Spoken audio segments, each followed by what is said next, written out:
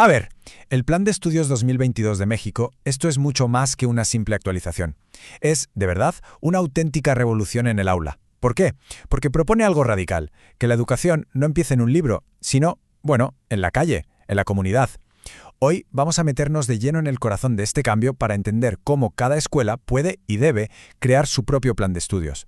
Hablamos del llamado programa analítico, que parte de una idea potentísima, la realidad única de cada centro.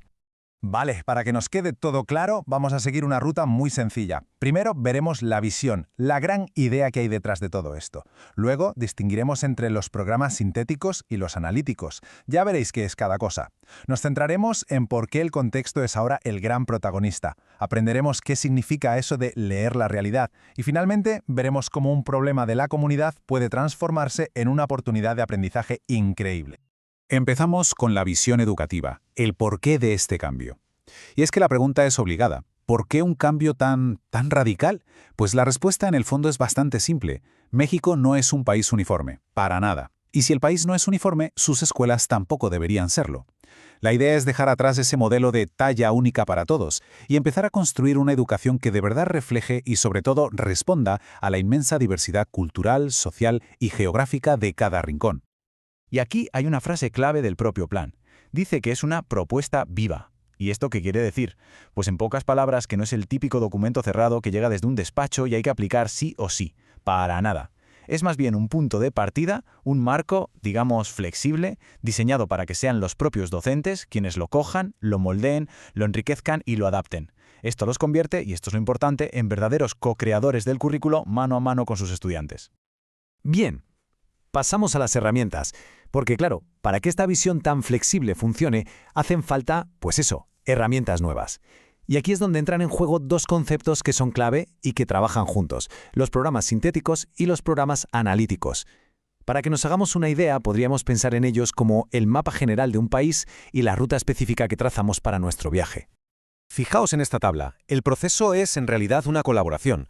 Desde arriba, a nivel federal, se establecen los cimientos, ¿no? El plan de estudio general y los programas sintéticos, que vienen a ser los aprendizajes esenciales para todo el país.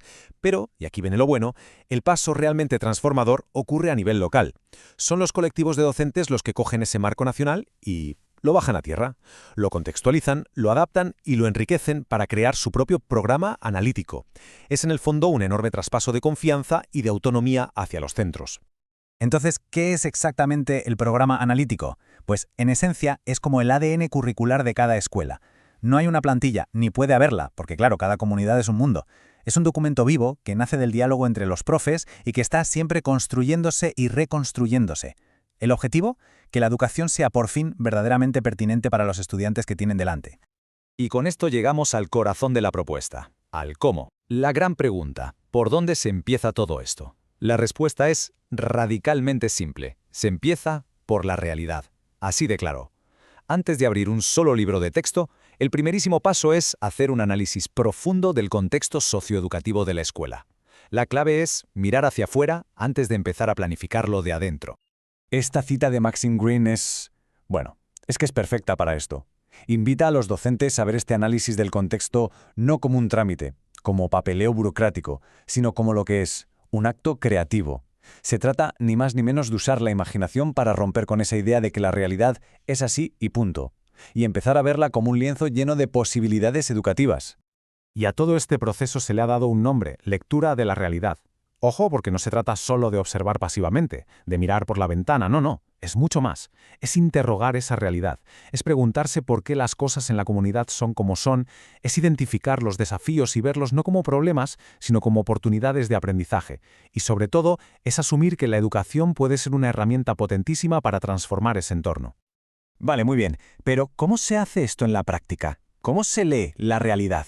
Bueno, pues no se trata de repartir encuestas y recopilar datos fríos. La clave es iniciar conversaciones.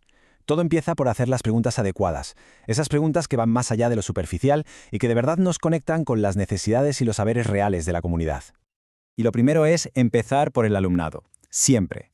Pero no viéndolos como recipientes vacíos que hay que llenar de información, sino como los verdaderos protagonistas. La pregunta clave cambia radicalmente. Ya no es qué les falta por saber, sino más bien quiénes son, qué les interesa, a qué desafíos se enfrentan día a día. sus propias experiencias, sus curiosidades. Esa es la brújula que va a guiar todo el proceso.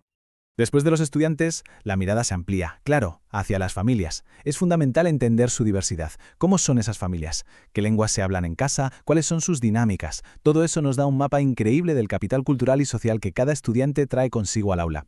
Porque al final, la escuela no es una isla, es parte de un ecosistema familiar mucho más grande. Y finalmente, abrimos el zoom del todo hacia la comunidad entera. Y aquí la mirada tiene que ser doble. Por un lado, sí, hay que identificar los problemas, los desafíos que existen, pero por otro lado, y esto es importantísimo, hay que reconocer sus riquezas. ¿Qué conocimientos hay en el barrio? ¿Qué oficios? ¿Qué historias? ¿Qué tradiciones? Porque todo eso se puede y se debe llevar al aula como un recurso de aprendizaje valiosísimo. ¿Y toda esta información de dónde sale? Pues no sale solo de las evaluaciones diagnósticas formales. De hecho, las respuestas más interesantes, las más ricas, a menudo surgen de los dibujos de los niños, de una conversación de pasillo con una madre o un padre, de darse un paseo por el mercado del barrio. Es un recordatorio de que la educación se nutre de la vida, de la experiencia directa y humana, no solo de estadísticas en un papel.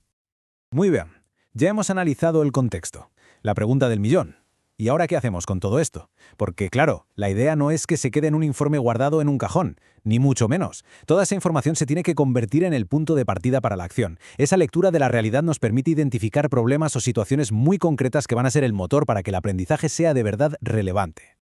Vamos a verlo con un ejemplo, que se entiende todo mejor. Imaginaos, en lugar de dar una lección teórica y abstracta sobre la desigualdad de género, el aprendizaje parte de algo muy real que pasa en el patio.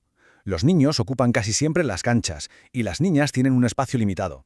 Abordar este problema que es concreto y que lo ven todos los días es infinitamente más poderoso y significativo que hablar de un concepto en el aire. O pensemos en otro caso, un problema medioambiental, un río cercano que está hecho un basurero. La diferencia es abismal. No tiene nada que ver leer sobre el ciclo del agua en un libro de texto con salir ahí fuera, investigar la contaminación de su río, el que cruza su comunidad y empezar a pensar juntos en posibles soluciones. De repente, el aprendizaje se convierte en acción. Y ojo, que el plan no le tiene miedo a los temas complejos. Para nada. Situaciones sociales que pueden ser delicadas, como el aumento de embarazos adolescentes, se entiende que pueden y deben abordarse desde la escuela. No como un tema tabú que se esconde, sino como lo que es, una realidad que necesita comprensión, mucho diálogo y un trabajo formativo que vaya al fondo del asunto. Este proceso es genial porque nos muestra cómo pasar de una situación a una estrategia pedagógica. Fijaos, primero se identifica el problema real. Luego se empieza a tirar del hilo con preguntas más profundas. Pero el paso clave es el tercero, replantear el problema. Y aquí, en el ejemplo del embarazo adolescente, el enfoque deja de ser solo biológico o de prevención para convertirse en una oportunidad de educar en relaciones socioafectivas. Y claro, al hacer eso, se define un horizonte de cambio para la escuela que es muchísimo más profundo y transformador. Y al final, después de todo este recorrido, todo se reduce a esta pregunta, que es la pregunta fundamental que el plan lanza a cada escuela. Ya no se trata de pensar qué temas del temario tengo que cubrir. La pregunta ahora es otra. ¿Qué aprendizajes son verdaderamente esenciales para que nuestro alumnado pueda comprender y, sobre todo, transformar su propia realidad? Es, en definitiva, una invitación a la autonomía, a la relevancia y, a reinventar el mismísimo propósito de la educación.